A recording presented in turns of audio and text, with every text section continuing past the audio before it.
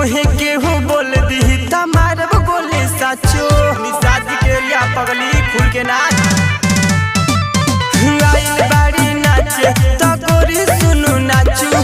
तोहे केहू बोल दी तमार गोली साचो रंगदार होई जिला के पिस्टल राखिले बगली निषाद जी के पावर सबे हवे रे पगली हाय निषाद जी के पावर सबे हवे रे पगली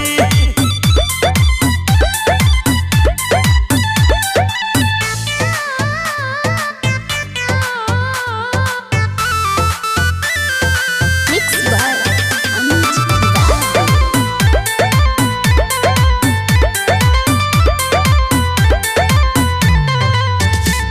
कमहरिया के गोरी सुनो तनी तू ढोलावो केहू जदी बोलेला तो हमके बतावो हिला हिला हिला हिला कमहरिया के गोरी सुनो तनी तू ढोलावो केहू जदी बोलेला तो हमके बतावो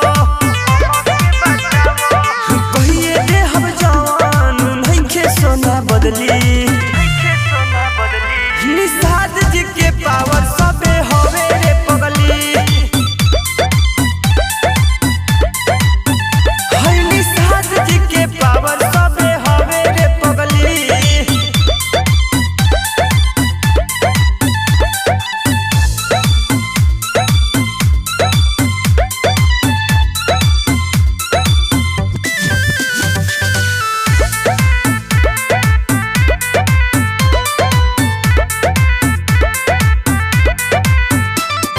चंचल अग्नि में सब के तनी बात मानो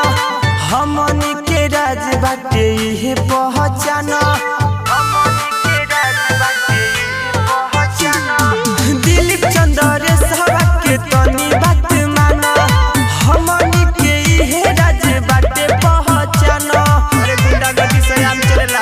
एरिया के सब गुंडा घूमेले अगली बगली हाय निषाद जी के पावर सबे हवे रे पगली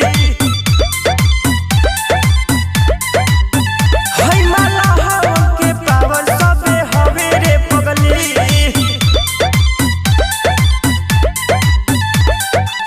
खानदान रंगदारी में जियला एक करे जा।